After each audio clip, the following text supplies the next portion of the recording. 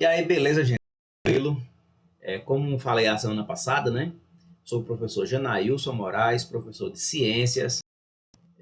Vou estar com vocês ao longo de todo esse ano. Espero que possamos ser bem produtivos, tá bom? Então, hoje é a nossa primeira aula, propriamente dita, né? Semana passada foi só questão de conhecimento, acolhimento, né? Mostrar para vocês como será nosso trabalho. E hoje a gente começa já com nossos conteúdos. Na verdade, vamos iniciar hoje com a parte de revisão, certo? Como vocês vivenciaram, né, no ano anterior, foi um ano bem conturbado, então vamos reservar essa primeira parte, esse primeiro momento, para a gente fazer uma retomada de alguns conteúdos que eu considero bem importantes que vocês estudaram no ano anterior, tá bom? Então, olha só, hoje a gente vai falar sobre a relação entre os seres vivos dentro de uma cadeia alimentar, sobre a fotossíntese e fecha com teias alimentares, tá bom? Então vamos explorar esses conteúdos um de cada vez aí. Então, olha só, eu fiz aqui um mapa de conceitos, né, que eu tento sintetizar tudo isso que eu falei anteriormente. Então, olha só, os seres vivos, né, quando eu falo de seres vivos, eu estou falando de plantas, de animais, né, de bactérias, de fungos, ou seja, todos os seres que possuem vida, tá bom? Então, esses seres vivos eles podem ser consumidores, né? São aqueles que se alimentam de outros seres vivos, certo? Eles podem ser produtores e também eles podem ser decompositores. Então, dentro de uma cadeia alimentar, nós temos esses três grupos, né? Temos os produtores, os consumidores e os decompositores. Os decompositores, nós podemos citar, né? Entre os decompositores, podemos citar os fungos e podemos citar as bactérias. Qual seria a grande função, né, desses decompositores dentro de uma cadeia alimentar, né? Os decompositores, eles podem estar no início, né, da cadeia alimentar ou podem estar lá no final. São os decompositores que pegam aquela matéria orgânica morta, como por exemplo restos de animais, restos de plantas, e eles fazem o trabalho de é, transformar essa matéria orgânica morta em nutrientes para o solo. Então, quem faz isso são os fungos e são as bactérias. E são esses nutrientes que depois vão servir de alimento para os produtores. Né? Na verdade, os produtores, a gente vai ver que eles têm essa capacidade de produzir seu próprio alimento. Né? Daqui a pouco eu falo mais sobre isso. Bom, então olha só, os produtores, eles fazem o que? Eles realizam a fotossíntese, tá bom? Então, o que seria a fotossíntese? Né? A fotossíntese é aquele processo em que os produtores, né, as plantas, as algas, elas, a partir da luz do sol, elas captam a luz do sol e também os nutrientes da terra, eles produzem seu próprio alimento. No próximo slide eu falo mais sobre isso. Bom, os consumidores, eles tomam parte nas teias alimentares. O que seria uma teia alimentar? Na verdade, a teia alimentar é o conjunto de várias cadeias alimentares, tá bom? E os decompositores, eles liberam no solo os nutrientes, certo? Esses nutrientes, eles são necessários, né, aos produtores. Ó. Os nutrientes são necessários aos produtores, tá bom?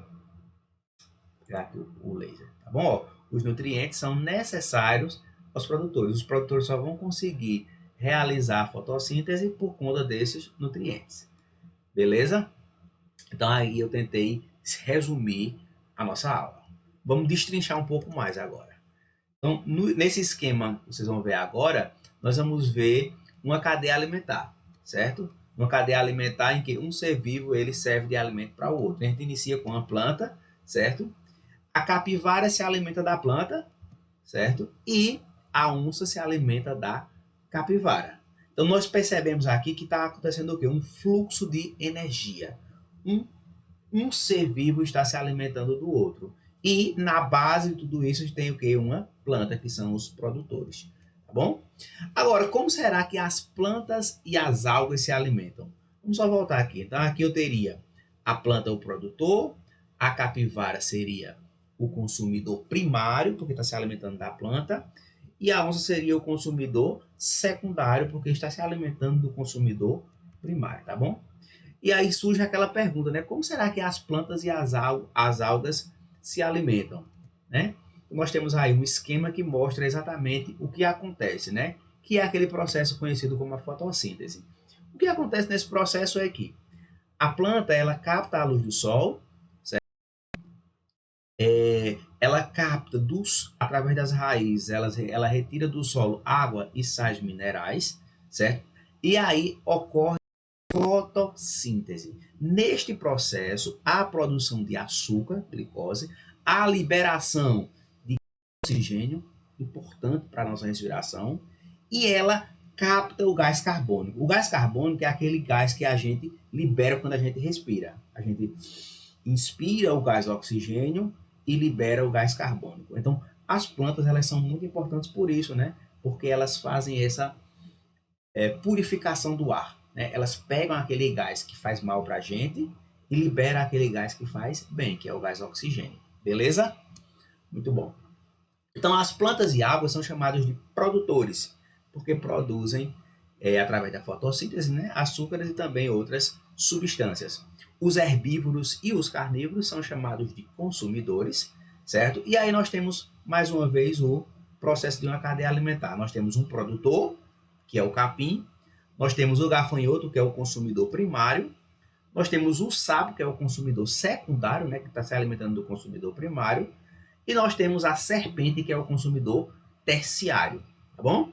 Então, essa sequência em que um ser se alimenta do outro, a gente conhece como cadeia alimentar, beleza? Bactérias e fungos são responsáveis pelo processo de decomposição, como eu falei lá no início da aula, certo? Por isso são chamados de decompositores. Bom, olha que interessante. Então nós temos aí fungos, né? Eles fazem a decomposição de, por exemplo, plantas e animais mortos, ó, os fungos aqui, eles fazem o que? Eles decompõem a matéria orgânica. As bactérias também fazem esse processo, certo? E aí, nesse processo, o que acontece? Gás carbônico, água e outras substâncias são liberadas, tá bom?